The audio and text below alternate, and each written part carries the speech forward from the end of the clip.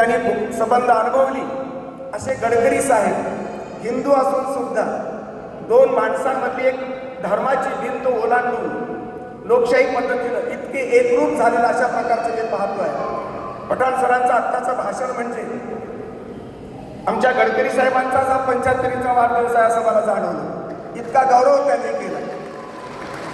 वाढदिवस 75चा आमच्या पठाण साहेबांचा आणि गौरव इतक्या निर्मळ मनानं शुद्ध अंतकरणानं पठाण साहेब गडकरी साहेबांचा गौरव करत राहिले. याचं कारण गडकरी साहेबांच्या लहान सहान गोष्टीमधलं माणूसपण त्यांनी जाणवलं.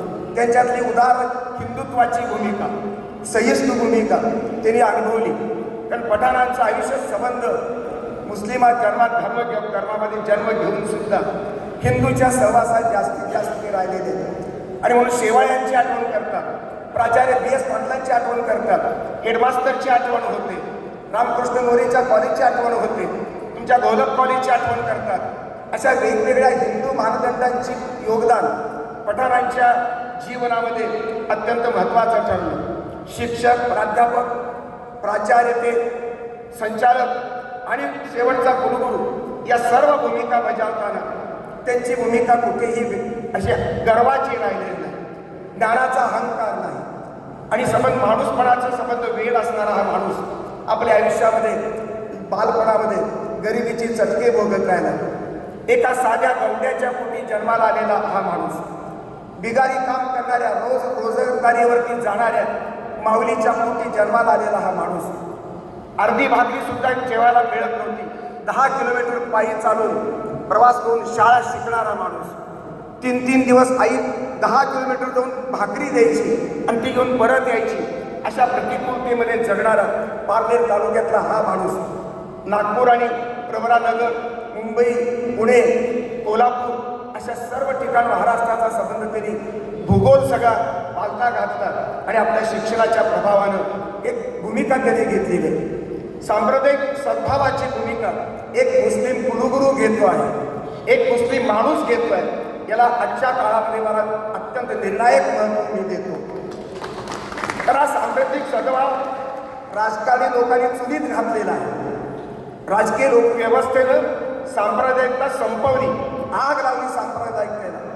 अशा कालखंडामध्ये एक कुलगुरू माणूस, एक शिक्षक माणूस, हाडाचा शिक्षक माणूस आपल्या इस्लामची निष्ठा कुठेही पातळ न होऊ देता पैगंबरांचा शुद्ध इस्लाम, दहशतवाद्यांच्या इस्लामचा विरोध करतो, तो इस्लामला बदनाम करणारा दहशतवाद आहे अशी प्रामाणिक भूमिका घेऊन दहशतवादाचा विरोध करतो. हिंदूमधल्या अत्यंत सहिष्णू अशा प्रकारच्या परंपरांचा तो उद्घोष करतो, ज्ञानेश्वराचा संस्कार पचवतो आणि संबंध भूमिकेतून हिंदू आणि इस्लामच्या संदर्भामध्ये अत्यंत दुव्याची भूमिका म्हणून तो बजावतो आहे. त्यांच्या लेखनामध्ये मला जाणवतं नाथांचे गुरु जनार्दन स्वामी आणि जनार्दन स्वामीचे गुरु चांद बोधले हे त्यांचं संशोधन आहे. शेख तुरब मनाच्या श्लोकाचा उर्दूमध्ये भाषांतर करणारा मुसलमान माणूस, हे दुवे सांस्कृतिक दुवे आणि सांस्कृतिक संवादाच्या इतिहासातल्या जागा दाखवणारा आधुनिक मुसलमान डॉक्टर पठाण. त्याचबरोबर अंबर हुसेन सारखा मुस्लिम माणूस गीतेवरती भाष्य लिहितो आहे. ही संवादाची जागा. दुसरी गोष्ट संतांचा विचार, विवेकवादी अशा प्रकारच्या पद्धतीनं त्यांनी संबंध समाजामध्ये रुजवला. सर्व धर्म समभावाची भूमिका त्यांनी जास्त जोपासली. काल परवाच्या गणपती उत्सवामध्ये सुद्धा सांगलीला त्याला गणपती उत्सवामध्ये पाहुणा म्हणून बोलावलं गेलं. मला त्यांनी सांगितलं की गणपती उत्सवामध्ये एका मुस्लिम माणसाच्या हस्ते गणपतीची आरती करण्यात आली. यापेक्षा हिंदूच्या संदर्भात सहिष्णूचे उदाहरण दुसरं कोणतं असावं? इस्लाममध्ये मूर्तीपूजा मान्य नाही. इस्लाम मूर्तीभंजक आहे. इस्लाम मूर्तीपूजेच्या विरुद्ध आहे. परंतु पठाणांचा इस्लाम हा लिबरल इस्लाम आहे. कर्मठ इस्लामच्या नादी लागलेले नाही. कर्मठ इस्लाम मौलवींचा इस्लाम आहे, दहशतवादांचा इस्लाम आहे. शुद्ध इस्लामची मूल्यात्मकता, मानवतावादाची मूल्यात्मकता, समतेची मूल्यात्मकता इस्लामला मान्य आहे. आणि इस्लामच्या या भूमिकेमध्ये आमच्या डॉक्टर पठाणांनी आपली भूमिका त्याच्यातून निर्माण केलेली आहे. मित्रहो, इस्लामच्या ज्ञानात्मक अशा प्रकारचा इस्लाम समतेचा विचार मांडणारा इस्लाम, तलाक हे मान्य, इस्लामला मान्य नाही अशी भूमिका पठाणाने घेतलेली आहे. आणि म्हणून विश्वधर्म आणि विश्वशांतीचा विचार आपल्या प्रत्येक विचारातून, आपल्या पुस्तकातून मांडणारे पठाण हे जगावेगळं अशा प्रकारचं व्यक्तित्व आहे. भारतातल्या आणि जगातल्या मुसलमानांनी कर्मठपणा सोडून त्या मातीशी आणि संस्कृतीशी एकरूप कसं राहावं याचं एक मॉडेल म्हणजे डॉक्टर पठाणांच्या रूपानं आज उभं असलेलं पाहिजे. ही संबंध भूमिका विश्वधार्मिक विश्वनाथ कराडांच्या सहवासामध्ये डॉक्टर पठाणांनी या ठिकाणी स्वीकारलेली आहे आणि ती मला महत्त्वाची वाटते. मित्र हो, मोहन भागवतांच्या हस्ते त्यांच्या पुस्तकाचं दिल्लीमध्ये प्रकाशन झालं. ही साधी गोष्ट नाही.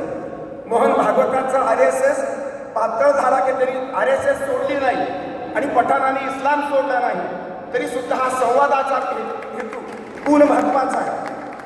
आज संवादाच्या पुलाची गरज आहे.